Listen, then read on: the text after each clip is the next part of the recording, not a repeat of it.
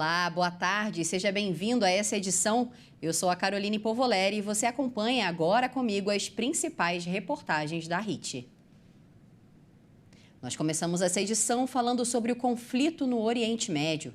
Enquanto os estrangeiros que estavam em Israel fizeram de tudo para voltar para casa o quanto antes, depois do início da guerra, um brasileiro ficou no país o máximo que pôde para ajudar as vítimas. E ao invés dos momentos de tensão em uma rede social, ele publicou a solidariedade no meio da destruição. Aí, galera, estamos aqui no voluntariado, fazendo comida hoje, fazendo sanduíches, comida para poder levar para o pessoal que está lá no campo de guerra.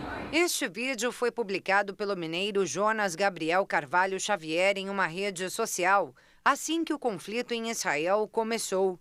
Ao invés de fugir da região, o jovem de 25 anos resolveu se voluntariar para ajudar no que estivesse ao seu alcance. A gente já cortou muito pão aqui, desde muito cedo. E aqui tem um pessoal que está cuidando da festa, da galera da festa que sumiu, que desapareceu. Entre eles, os brasileiros Gabriel Barel, Carles Telzer, Ranine Gleiser e Bruna Avaliano. Todos encontrados mortos, dias depois dessa gravação. Estão tentando entrar em contato com eles pelo Facebook, pelo número de celular. E ver se acha essas pessoas que estavam na rave lá no sul quando aconteceu o ataque. Apesar do medo, nada tirou de Jonas o desejo de ajudar o próximo e de fazer parte dessa grande corrente do bem.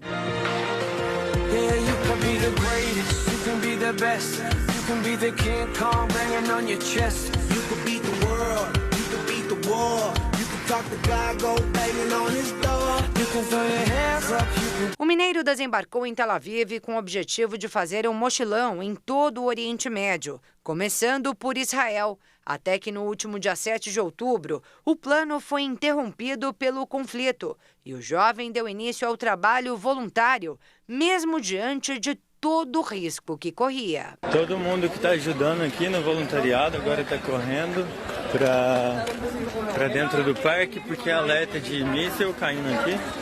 E estamos todo mundo junto. Essas são a galera que está ao UV, fazendo um voluntariado aqui, ajudando as pessoas lá de baixo, que está mais ao sul, com roupas, comida, mantimentos, colchonete e tudo mais. Tanto pessoas que estão desamparadas como militares também. Quando o clima ficou mais calmo do lado de Israel, o rapaz finalmente conseguiu conhecer um dos lugares mais visitados de todo o país. Eu aqui em plena Jerusalém, época de guerra, vai. Fico pensando, eu sou muito louco mesmo, viu? Tem ninguém aqui, tem ninguém passeando. Tem um turista aqui.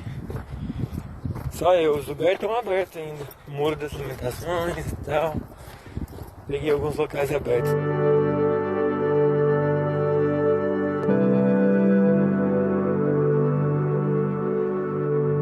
Depois de semanas de tensão, ajuda humanitária e uma experiência jamais imaginada, Jonas agora segue viagem. É claro que ele precisou mudar de rota por causa da guerra.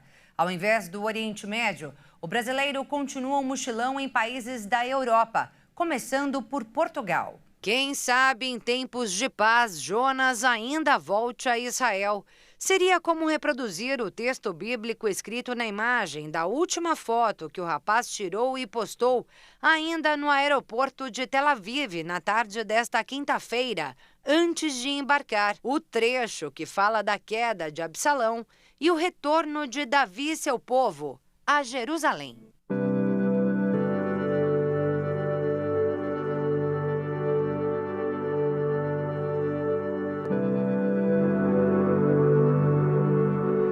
O Sebrae realizou em São Paulo a Feira do Empreendedor. O evento, que mobiliza milhares de pessoas anualmente, tem o objetivo de estimular o desenvolvimento de novos negócios no Brasil e no mundo.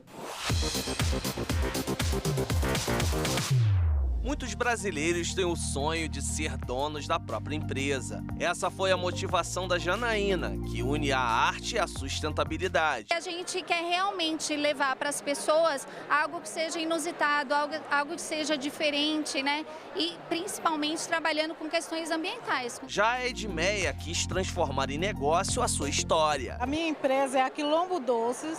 Ela foi criada a partir de receitas ancestrais do quilombo de onde eu nasci. Resolvi criar uma empresa que representasse as mulheres do quilombo de onde eu sou. Reescrevo as receitas das mulheres quilombolas. A Feira do Empreendedor é realizada pelo Serviço Brasileiro de Apoio às Micro e Pequenas Empresas, SEBRAE, desde 2012 em São Paulo e se tornou referência para quem deseja abrir ou acelerar uma empresa.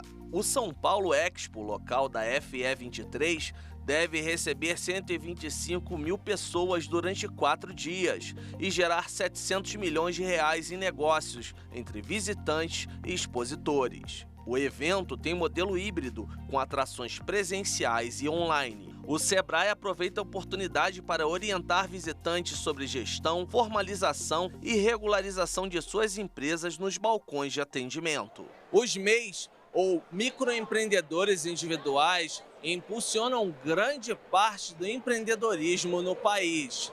No primeiro semestre de 2023, eles representaram 77% do total de novas empresas criadas no Brasil. E o evento do SEBRAE deu espaço e voz para esse público desenvolver seus negócios. Então enfrentamos uma dificuldade de expandir o nosso negócio para mais pessoas, para mais lugares, então ainda estávamos muito pequeninas. Esse movimento aqui hoje mesmo foi um movimento que nos trouxe uma amplitude muito maior. O maior desafio é crédito, porque nós não temos uma fonte de crédito para investir na marca. Então isso é muito difícil, é muito complicado. O espaço de 52 mil metros quadrados tem estandes e um shopping com pequenos negócios atendidos pelo SEBRAE. O evento gratuito também oferece ao público uma série de atrações inovadoras e interativas, com palestras e oficinas, com destaque para a Arena do Conhecimento. O espaço SEBRAE Delas é voltado ao protagonismo da mulher nos negócios. Na área reservada ao turismo é possível fazer esportes radicais, como escalada e rafting. A tecnologia entra em cena na arena de games, que usa jogos para testar habilidades comportamentais, como trabalho em equipe, comunicação, liderança, gerenciamento de tempo e recursos, inteligência emocional e trabalho sob pressão. A inovação traz a loja do futuro, pensando em soluções para o varejo. A consultora do SEBRAE São Paulo, Fernanda Prada, falou sobre o evento e seus objetivos. Para nós do SEBRAE, o principal objetivo da Feira do Empreendedor é gerar negócios para as micro e pequenas empresas do estado de São Paulo. A gente vem trazendo aqui mais de 1.300 expositores que trazem oportunidades para quem quer empreender ou para quem já empreende e quer melhorar os seus negócios. Então a gente tem aqui muita oportunidade, tem franquias, tem os serviços, tem máquinas e equipamentos, tem negócios digitais, tem vários expositores que estão trazendo as melhores oportunidades, os melhores negócios para todo mundo que está visitando a feira. Com a Feira do Empreendedor, a Janaína pensa no futuro e quer crescer cada vez mais. Hoje aqui na feira, a gente está em contato com os empreendedores. A possibilidade de fechar negócio, a possibilidade de sair do micro e ser grande no mercado. Falando sobre empreendedorismo, de uns anos para cá, principalmente depois da pandemia da Covid-19, o comércio de produtos feitos através das redes sociais cresceu e os investidores estão cada vez mais entrando nesse mundo tecnológico. Não apenas se dedicar ao estudo e desenvolvimento de máquinas que auxiliam nas tarefas diárias ou até mesmo programas de computadores que são capazes de reproduzir o comportamento humano. A inteligência artificial é um campo bem mais abrangente que ultrapassa fronteiras. Esta carioca mora desde 2006 em Mato Grosso do Sul e há 8 anos tem em Campo Grande uma loja de roupas infanto-juvenil. Ela viu no uso da tecnologia uma forma eficaz de empreender. Precisa saber se comunicar com esse público que absorve a inteligência artificial. Então, por exemplo, a geração alfa, né? Eu atendo um público infanto-juvenil, então eu tenho adolescentes que compram no meu negócio. Esse público compra muito online, usa muito recursos de inteligência artificial no momento da compra. Então eu preciso entender isso para me aproximar deles e conseguir vender mais, converter, aumentar ticket médio.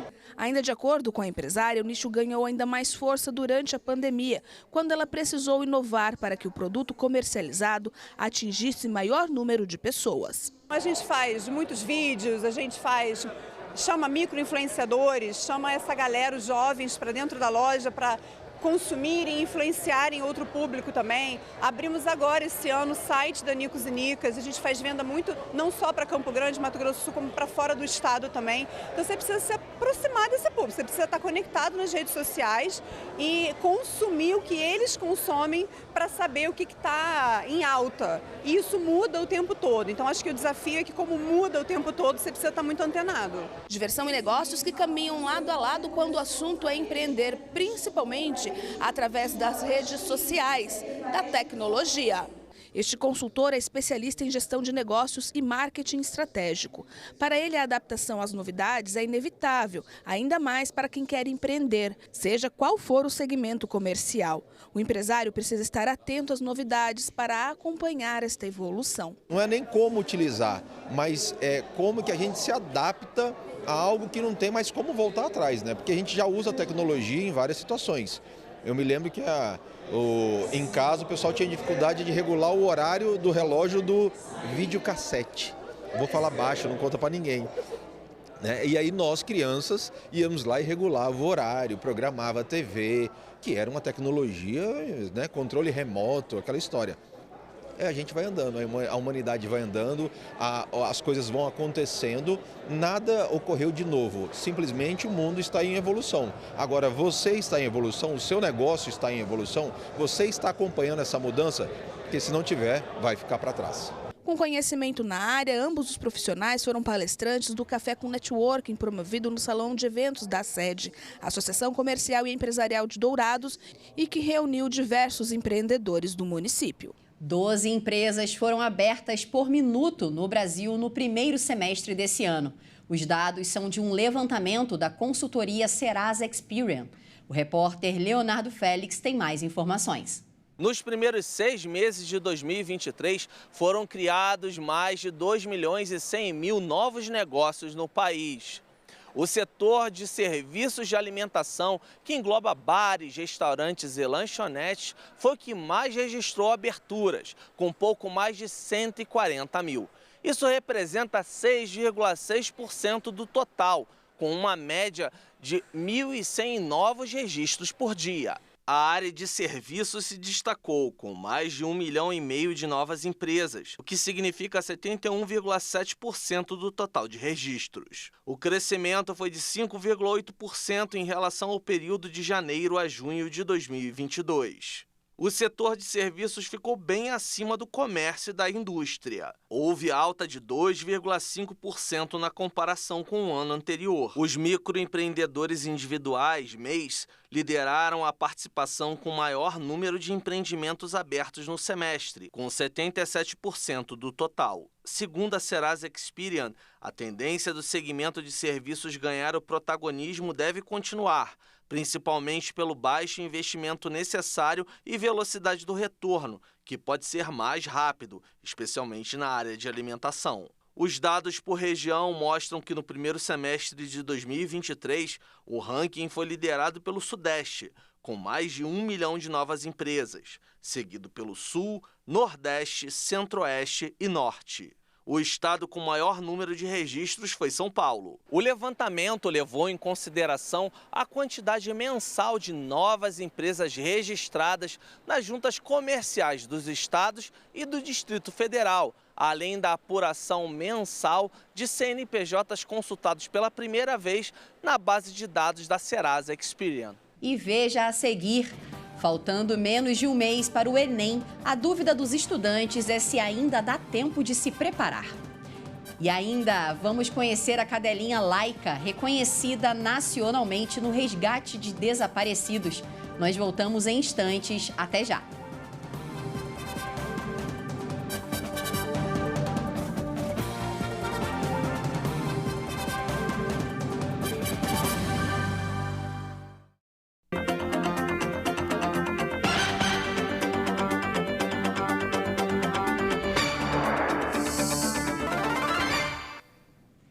O Exame Nacional do Ensino Médio está marcado para o dia 5 e 12 de novembro.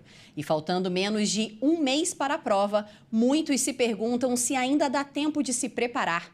Vale lembrar que os candidatos inscritos precisam estar atentos para planejar os domingos com antecedência e evitar atrasos ou faltas. Neste cursinho em São Paulo, os alunos se preparam o ano todo para o Enem.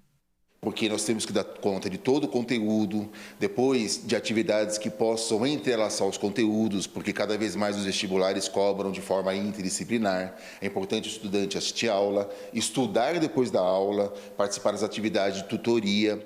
Para fazer tudo isso, são muitos os alunos que ficam na escola em tempo integral. E quando chegam em casa, o estudo continua. De 2 a 3 horas. Que é a parte da noite, né? Como eu fico o dia inteiro no cursinho, aí o período que eu tenho para estudar é à noite, quando eu chego em casa. E não pense que o fim de semana é livre, não. Pelo menos no sábado, Gabriela também estuda o dia todo. Já a colega Júlia divide o conteúdo ao longo de todo o fim de semana. De manhã eu separo ali umas 5 horas para revisar os conteúdos da semana, no sábado e no domingo. No domingo ali... separando para fazer uma prova antiga, fazer um simulado, mas deixando o período da tarde livre para eu também ter um respiro, fazer as coisas que eu gosto e não focar só nisso. De qualquer forma, nessa fase da vida, as amigas se dedicam quase que exclusivamente aos estudos, porque ambas têm o mesmo objetivo. O objetivo de passar na medicina numa federal. Quem tem esse sonho precisa mesmo se dedicar ao máximo. E se não começou a estudar ainda, está mais do que atrasado, porque, segundo o coordenador do cursinho, agora só dá tempo de dar aquela última passada nas matérias e com estratégia. Nesse processo, a resolução de provas anteriores. A gente não espera que o Enem tenha grandes mudanças. Isso é importante para o estudante, porque os estilos e os padrões seguirão formatos dos anos anteriores. Então, é focar nas provas passadas e se entregar à prática da redação. O Enem, na verdade, são 2 provas. Tem a prova das áreas, que se divide em 2 dias, mas tem uma prova que só ela vale 1000 pontos, que é a redação. E muitas vezes, por conta do medo, do receio, o estudante não escreve. Perca o medo de escrever, porque a redação ela vale muito ponto para entrar nas universidades. A dica é daqui para frente fazer no mínimo uma redação por semana, que precisa ser corrigida por um profissional para que o aluno possa aprimorar e agilizar sua escrita. O especialista ainda recomenda que no momento da prova, o aluno dedique apenas 1 hora para finalizar essa missão, que, segundo ele, deve ser a primeira tarefa a ser executada devido ao peso de sua nota. E ele ainda sugere alguns temas para esse ano. Portanto, é importante treiná-los. As redações do Enem, elas geralmente, na grande maioria das vezes, ela termina sempre com "no Brasil". É um tema contemporâneo brasileiro. A gente aposta muito nesses temas que hoje envolvem o Brasil. Então, essa questão ligada às populações ribeirinhas, a questão da violência contra os povos indígenas, essa relação ambiente e a população, nós consideramos que é um tema importante. E além de todo o estudo, a dica nessa reta final é cuidar da saúde mental e física, para estar realmente bem durante as provas. Serão 2 domingos seguidos, dias 5 e 12 de novembro, com 180 questões objetivas e, claro, a redação. Eu desejar uma boa sorte para todo mundo, né? Que todo mundo possa conquistar o sonho, né? Que é passar numa faculdade pública, né? Na profissão tão almejada. E se não for esse ano que vem tem mais oportunidades, a faculdade ela vai continuar lá. Então é sempre com a cabeça relaxada para fazer uma boa prova. O primeiro dicionário Kaiowá português será lançado em versão impressa em Dourados, no Mato Grosso do Sul. O projeto reúne quase 6.000 palavras e colaborações de pesquisadores, pessoas indígenas e não indígenas. Difundir, reafirmar e preservar são alguns dos objetivos do lançamento da edição impressa do primeiro dicionário Kaiowá português, com quase 6.000 palavras, além de notas culturais e linguísticas. Esse trabalho complexo foi desenvolvido por anos. O grande objetivo da obra é eu entender os indígenas. Então, eu fui fazendo listas de palavras que eu não entendia. E eu fui lhe dando o significado que ia escutando, né? E então ela começa assim: para cada assunto que eu pesquisava, surgia um glossário para aquele assunto. E esse processo leva 40 anos, porque eu comecei em 83, quando cheguei aqui em março, com apoio de linguistas e com um trabalho muito intenso com indígenas da nova geração, que sabem também bem o português e que podem ir, vamos dizer, colaborando na tradução, né, na busca de exemplos. O dicionário vai ao encontro de uma necessidade da sociedade kaiowá, e, em particular, de professores e alunos que usam, ensinam e aprendem a língua, para que as novas gerações tenham acesso às diversas expressões dos seus antepassados, não só no âmbito escolar. É um instrumento de aprendizagem, é um instrumento que, vamos dizer, que não tinha antes, agora tem. Pode auxiliar, então, docentes não indígenas que dão aula em escolas indígenas, se elas têm interesse e tempo delas usarem esse material, né? Agora, para os próprios indígenas é muito interessante também, porque as professoras indígenas, né, as pesquisadoras indígenas, essas que estão lidando já com o sistema educacional brasileiro dentro das aldeias, né, elas tampouco têm instrumento de trabalho. Durante o desenvolvimento do dicionário, alguns desafios foram encontrados. As diversas etnias existentes em Mato Grosso do Sul possuem hábitos e regras próprias, mas que também apresentam variações por influências externas. Nós temos 11 etnias em Mato Grosso do Sul, né, das quais 4 etnias praticamente já não falam a sua língua, né? Então nós temos 8 que falam. As maiores etnias são Guarani e Kaiowá, né? Então, elas são línguas que são muito aparentadas, né? Elas são muito, são parentes, né? Irmãs, né? Então, isso às vezes dificulta, mas por outro lado, na ciência, isso é um grande valor, porque você vai diferenciando e você vai afirmando com muitos dados que o Kaiowá é uma língua, não é uma variação do Guarani, e que o Guarani é uma língua, porque o grau de diferença que existe, né, é um grau muito elevado também, né? Mas elas também são muito próximas, assim como o português e o espanhol, né? Para Graciela, esse foi um primeiro passo para que o poder público possa se utilizar da pesquisa realizada por ela para desenvolver novas opções de valorização da cultura e políticas públicas para os povos originários. Todos os atores sociais, eles precisam aproveitar essa década, esses 10 anos, para implementar, né, as línguas indígenas também e tornar política isso, né? Nós, uma cidade em Dourados com mais de 200 mil habitantes, vou ficar aí, né? Nós temos em torno de 8 a 10% da população. Eu acho que 10% da população fala Kaiowá e fala Guarani, as duas línguas, incluindo descendentes de paraguaios, né? E paraguaios que moram aqui, né? Paraguaias, né?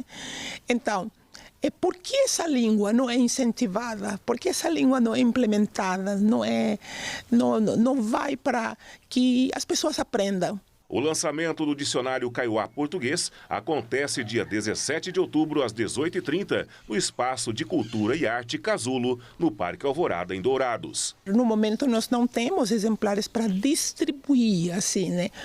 Os que vão receber os exemplares são as pessoas que colaboraram na produção. Alguns exemplares a gente vai vender, precisa pagar despesas da produção, né, que o projeto não comportou, né? E depois vai ficar, claro, a distribuição fica em Belo Horizonte, né, uma parte, e aqui em Dourados uma parte, né? E vai estar à venda, né, exatamente para isso, para o trabalho continuar e o ano que vem provavelmente vai ser uma surpresa melhor. Todo mundo sente no bolso o encarecimento dos produtos. Mas além do preço, um outro fator tem incomodado o consumidor: a redução de tamanho ou da quantidade. Você deve se lembrar de alguns tipos de marcas e produtos que marcaram a sua vida, seja ele um chocolate, um sabonete ou até mesmo uma caixa de suco. Atualmente, alguns deles ainda existem, mas em proporções diferentes, tanto de preço quanto de tamanho. Essa condição é chamada de reduflação. Ou seja, a manutenção ou até um aumento dos preços nas gôndolas, mesmo diante de um corte no tamanho dos produtos por parte dos fabricantes. O principal exemplo registrado este ano foi com o sabão em pó. O produto teve uma redução de 10% da quantidade, ou seja, passou de 1,1 kg para 1 kg. Mas quando o assunto é preço, ele encareceu. Antes, era vendido em média por R$ 15,31.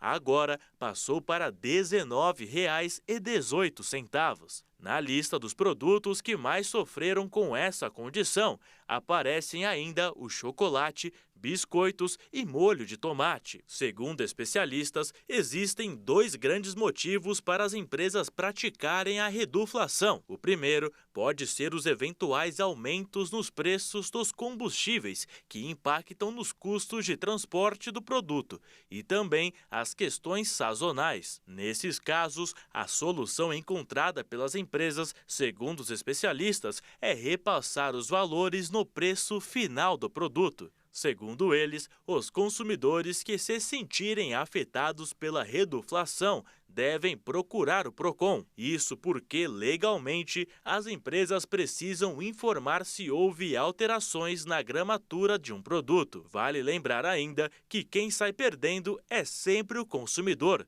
No caso, a reduflação afeta diretamente quem consome o produto, visto que, em muitos casos, pode levá-lo a aumentar as idas ao supermercado, diante da necessidade de repor um produto que acabou mais rápido. E ainda sobre o consumo, uma pesquisa revela que o limite no parcelamento sem juros com cartão de crédito pode impactar na hora das compras.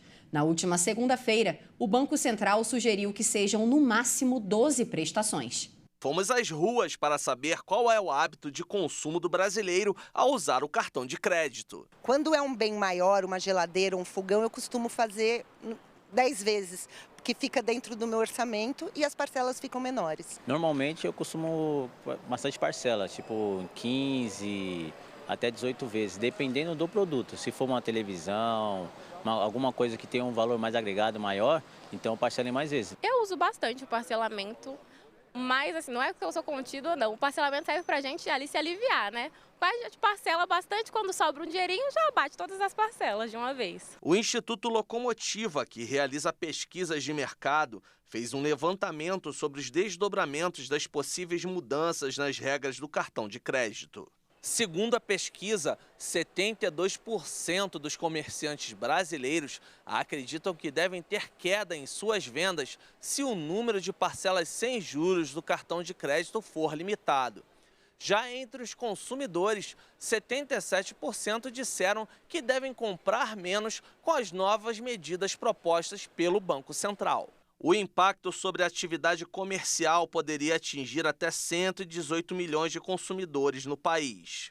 O estudo incluiu 800 comerciantes das 5 regiões do Brasil, formais e informais, com faturamento de até R$ 5 milhões por ano. No dia 16 de outubro, o Banco Central se reuniu com um grupo de trabalho formado por bandeiras de cartões, bancos, empresas de maquininhas de crédito e débito para encontrar soluções de como reduzir os juros do rotativo do cartão de crédito. Os bancos defendem também a revisão do modelo de parcelamento sem juros. Foi sugerida a possibilidade de fixar em 12 o número máximo de parcelas. A Confederação Nacional do Comércio de Bens, Serviços e Turismo, CNC, é contrária às restrições a essa forma de pagamento. Dados recentes da entidade mostram que quase 90% do varejo tem vendas parceladas sem juros no cartão. E a possibilidade de alguma interferência nessa condição de venda que o lojista oferece aos clientes preocupa a CNC, porque a gente tem uma cultura hoje de parcelamento que ela é bastante arraigada, isso reflete a própria mudança de hábito das famílias, dos consumidores de forma geral. Nós realizamos uma pesquisa com cerca de 6 mil empresas em todas as capitais e nós percebemos que pelo menos 47% delas têm até a metade do seu faturamento dependente do parcelamento. O economista César Bergo comenta a proposta do Banco Central e do Grupo de Trabalho do Setor de Crédito. Entende o Banco Central que isso está sendo um dos motivos maiores do aumento da inadimplência das famílias, que atingiu cerca de 77%. Então, é um número bastante elevado. Que existiam outras medidas, e uma delas é o cadastro. É fazer um bom cadastro das pessoas, estabelecer um limite verdadeiro, não ficar criando subterfúgio, você dando mais dinheiro que a pessoa pode realmente, com base na comprovação de renda, com base na comprovação de patrimônio, cria dificuldade para o consumidor, cria dificuldade para o lojista, e quem sofre é a economia como um todo. Porque você não tendo negócios, você prejudica basicamente todo o sistema produtivo. Lá da indústria, passa pelo comércio e vai bater no bolso do consumidor, sim. Ou seja, vai dificultar muitos negócios. Diante das possíveis mudanças, o consumidor já está pensando em como manter suas compras. Vai demorar um tempinho mais, não vou comprar menos, mas que eu vou segurar bastante para terminar as compras, eu vou, né? Porque parcelar é importante. O brasileiro gosta de parcelar, a gente parcela. No Dia Mundial do Pão, celebrado dia 16, as padarias de São Paulo aproveitaram o momento para incentivar ainda mais o consumo e fizeram uma fornada bem extra e distribuíram de graça milhares de kits na Avenida Paulista. Este Dia Mundial do Pão é também o Dia Mundial da Alimentação, o que faz muito sentido, já que o pão é um alimento presente na mesa de praticamente todo mundo. E essa data é celebrada aqui na cidade de São Paulo com a distribuição de 20 mil kits como este aqui, contendo não só o pão, mas também patês como acompanhamento, achocolatados, refrigerante. Essa ação começou aqui na Avenida Paulista por volta das 6 horas da manhã e é organizada pelo Sampa Pão, órgão que representa as panificadoras e também confeitarias aqui na cidade de São Paulo. O Rui Gonçalves, aqui ao meu lado, é o presidente do Sampa Pão. E conta pra gente agora, Rui, como é que tem sido aí organizado esse evento, um verdadeiro evento que já acontece aí há mais de 20 anos. Sem dúvida, esse evento é organizado pelas padarias de São Paulo. Algumas padarias doam o pão. Então, esse ano foi 24 padarias doando os pães, um total de 20 mil pães foi distribuído aqui na Paulista. Começamos mais ou menos às 6 horas da manhã e é um evento que faz com que a gente esteja mostrando para a população paulistana o valor do pão, da qualidade do pão, que pão é energia, pão é na padaria, que tem que ter uma qualidade, tem que ter um sabor. E o pão é um produto que não pode faltar na mesa do paulistano. Além dessa ação aqui de distribuição aqui na Avenida Paulista, também tem distribuição de pães em outras partes da cidade. Sem dúvida, as padarias, de um modo geral, não todas, algumas, fazem as suas ações nas suas comunidades, nas creches, escolas, comunidades e assim por diante, então, ou nas igrejas. Então, todo ano é feito esse evento, porque é um evento considerado a nível mundial, o Dia Mundial da Alimentação, que nem você falou, e o Dia Mundial do Pão. É isso, e a celebração não poderia ser diferente aqui em São Paulo, já que é a cidade mais consumidora de pães do nosso Brasil. Enquanto o Brasil todo consome aí, em média 41 milhões de pães franceses todos os dias, aqui em São Paulo são 25 milhões de pãezinhos comercializados diariamente. E vamos falar agora sobre saúde. Uma instituição há 3 anos promove uma manhã de cuidados e carinho com as mulheres na luta contra o câncer de mama, que precisam continuar tendo forças para enfrentar a doença.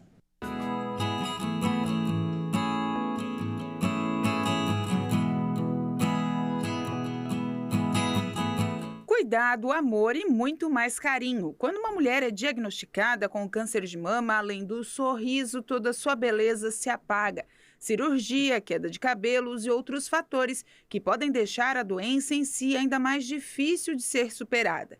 Mas a Casa Maria Tereza, que atende homens e mulheres que passam por qualquer tipo de diagnóstico da doença, resolveu fazer uma manhã especial com elas que estão enfrentando o tratamento em diversos estágios. O projeto Beleza Delas, ele nasceu porque nós vimos a necessidade de resgatar nas mulheres que estão em tratamento oncológico a sua autoestima, para que elas consigam ressignificar a sua beleza durante esse processo de tratamento que às vezes é tão doloroso e acaba afetando tanto a autoestima das mulheres, né, com a queda dos cabelos, às vezes, muitas vezes a perca da mama. Então, por isso a importância de nós separarmos um dia dentro do Outubro Rosa, né, que é o mês de prevenção e diagnóstico precoce do câncer de mama, para proporcionar esse momento de leveza, de beleza para as mulheres.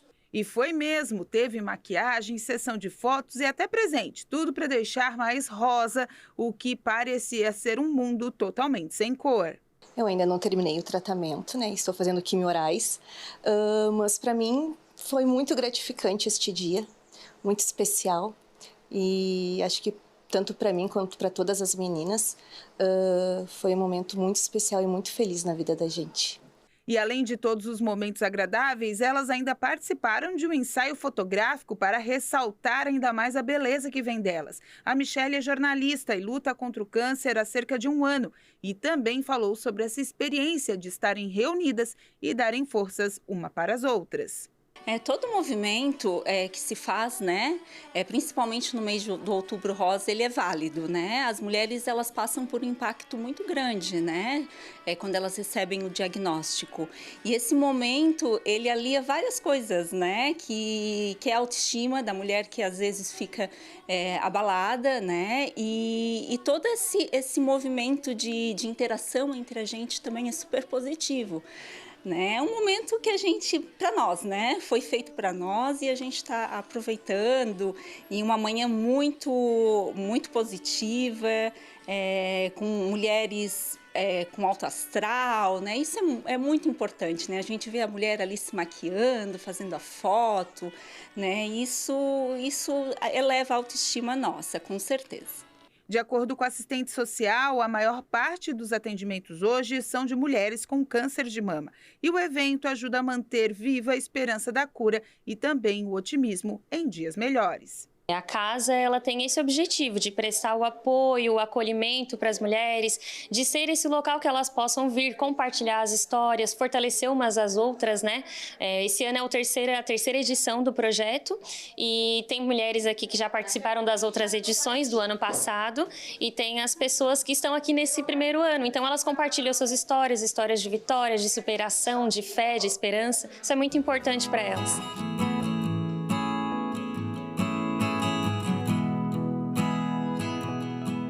E antes de encerrar, olha só, nós vamos conhecer agora a Laika, uma cadela do Corpo de Bombeiros certificada nacionalmente para o resgate de pessoas desaparecidas.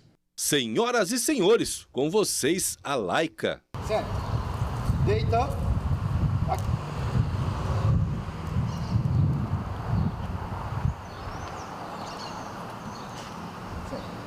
Fica. A cadela é uma pastora holandesa e tem 4 anos e meio. Essa menina linda é especialista em salvamento e foi escolhida a dedo. Nós vamos trabalhar também o cão já na ninhada para fazer uma boa seleção dele.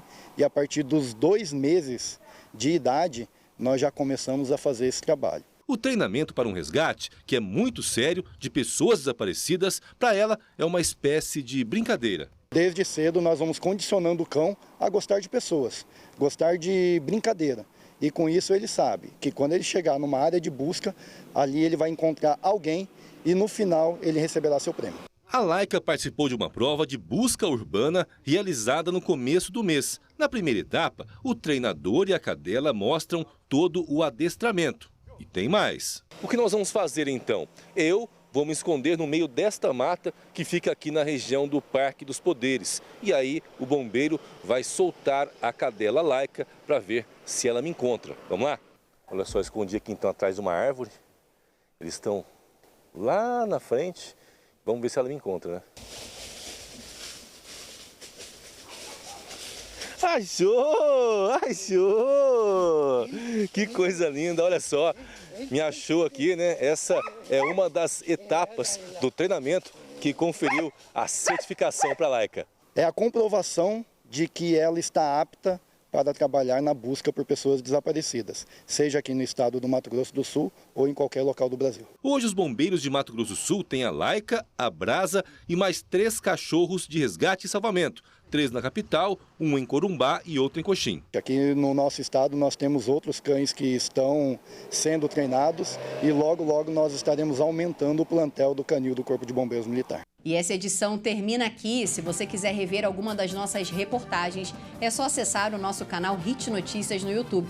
Obrigada pela sua companhia. Tchau, tchau.